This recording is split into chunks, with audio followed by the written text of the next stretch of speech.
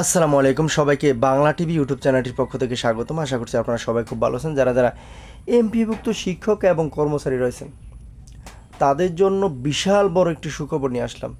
তাদের বেতন দেখেন এক লাফে 500 টাকা থেকে 7,000 টাকা পর্যন্ত বেড়ে গেছে। কিন্তু কোনো আন্দোলন ছাড়াই 500 টাকা থেকে 7,000 টাকা পর্যন্ত বেতন বৃদ্ধি কিন্তু একেবারে চারটিখানি কথা না। তাই বলবো যে আজকের ভিডিওটি যারা যারা প্লে করেছেন সকলে একেবারে না টেনে সম্পূর্ণ দেখবেন। আর যদি আপনি চ্যানেলে নতুন হন তাহলে চ্যানেলটি সাবস্ক্রাইব করে দিয়ে আমাদের সাথে যুক্ত হয়ে যাবেন, কারণ আমরা কিন্তু এরকম নিত্য নতুন খবর সবার আগে সুখবরগুলো এই চ্যানেলে প্রকাশ করে থাকি।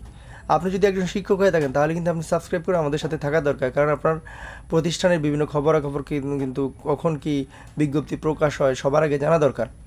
তাই বলবো যে চ্যানেলটি সাবস্ক্রাইব করে আমাদের সাথে সবসময় যুক্ত থাকবেন এরকম নিত্য নতুন খবর পেতে। তো আজকের যে খবরটা, বেসরকারি শিক্ষক কর্মচারীদের বেতন বাড়ছে 500 থেকে 7,000 টাকা পর্যন্ত। এই শিরোনামে দেখেন TDC report the daily campus পত্রিকায় প্রকাশিত হয়েছিল 27 জুলাই 2025 9:24 সকাল। তো সেই খবরটি আজকে আপনাদের মাঝে ডিসকাস করবো। সেটা হচ্ছে দেখেন এখানে কি লেখা আছে যে বেসরকারি শিক্ষা প্রতিষ্ঠানে কর্মরত শিক্ষক কর্মচারীদের বেতন সর্বনিম্ন 500 টাকা থেকে শুরু করে সর্বোচ্চ 7,000 টাকা পর্যন্ত বাড়বে বলে সংশ্লিষ্ট সূত্রে জানা গেছে। অর্থাৎ যে একবারে একটা প্রতিষ্ঠানের আয়ার রয়েছে, পরিচ্ছন্নতা কর্মী রয়েছে, তার বেতন সর্বনিম্ন 500 টাকা বাড়বে এবং যে প্রতিষ্ঠান প্রধান তার বেতন সর্বোচ্চ 7,000 টাকা পর্যন্ত বাড়বে। সংশ্লিষ্ট সূত্রে জানা গেছে জুলাই মাস থেকেই এটি কার্যকর হচ্ছে, অর্থাৎ জুলাই মাস থেকে কিন্তু এটা কার্যকর হয়ে যাবে। ইতিমধ্যে বেতনের সারসংক্ষেপ মাওসির প্রশাসন শাখায় পাঠানো হয়েছে এবং এটার সারসংক্ষেপটা কিন্তু মাওসির প্রশাসন শাখা অলরেডি তারা পাঠিয়ে দিয়েছে। তো এরপরে কী লেখা আছে দেখেন, মাধ্যমিক উচ্চশিক্ষা অধিদপ্তর মাওসি সূত্রে জানা গেছে সবচেয়ে নিচের গ্রেডে থাকা স্কুলের কর্মচারীরা যেমন আয়া, পরিচ্ছন্নতা কর্মীদের 500 টাকা পর্যন্ত বেতন বাড়ছে।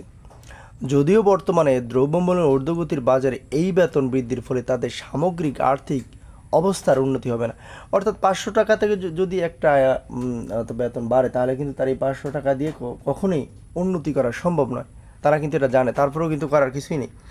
সূত্রের তথ্য অনুযায়ী জুনিয়র শিক্ষকদের বেতন 800 টাকা থেকে 1,000 টাকা পর্যন্ত বাড়ে। অর্থাৎ যারা জুনিয়র শিক্ষক রয়েছেন তাদের বেতন 800 টাকা থেকে 1,000 টাকা পর্যন্ত বাড়বে। তো ভিডিওর মাঝখানে বলতে চাই, যারা যারা চ্যানেলটি এখনও সাবস্ক্রাইব করেননি প্লিজ চ্যানেলটি সাবস্ক্রাইব করে দিয়ে আমাদের সাথে যুক্ত থাকবেন, কারণ আমরা সর্বপ্রথম আপনাদের জন্য আপডেট নিউজগুলো, শিক্ষা সংক্রান্ত বিভিন্ন তথ্য এই চ্যানেলে সবার আগে আপলোড করে থাকি। তো সহকারী শিক্ষক যারা 12,500 টাকা বেতনে চাকরি করছেন তাদের বেতন 1,200 টাকা থেকে 1,500 টাকা বাড়বে, অর্থাৎ 1,200 টাকা থেকে 1,500 টাকা পর্যন্ত বাড়বে যারা 12,500 টাকা স্কুলে চাকরি করতেছে।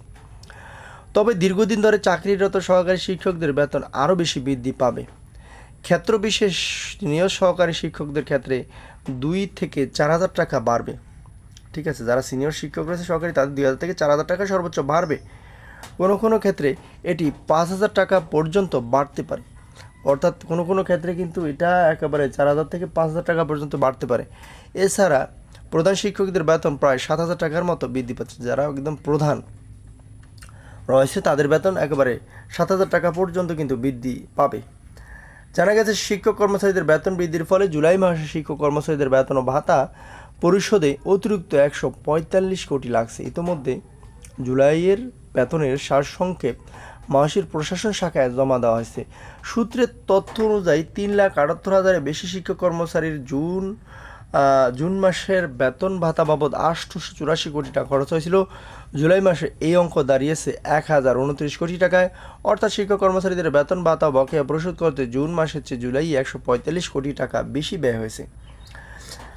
মাওসির এডুকেশন ম্যানেজমেন্ট ইনফরমেশন সিস্টেম এমএসএল-এর প্রোগ্রাম 5 মোহাম্মদ জহিরুদ্দিন দাঁড়েরি ক্যাম্পাসকে বলেন জুলাই 2025-এর প্রথম লটে 3,78,457 জন শিক্ষক কর্মচারীর জন্য প্রায় 1,029 কোটি টাকা প্রদান করা হচ্ছে, যেখানে জুন 2025-এর মাসের প্রথম লটের চেয়ে প্রায় 145 কোটি টাকা বেশি প্রদান করা হচ্ছে। ইএমএসএল-এর ওই কর্মকর্তা আরও বলেন সকল জনবলের জুলাই মাসের ইনক্রিমেন্ট প্রদান, প্রণোদনা বৃদ্ধি এবং অনলাইন অনুমোদিত বকেয়া প্রদানের কারণে বেশি অর্থ প্রয়োজন হচ্ছে।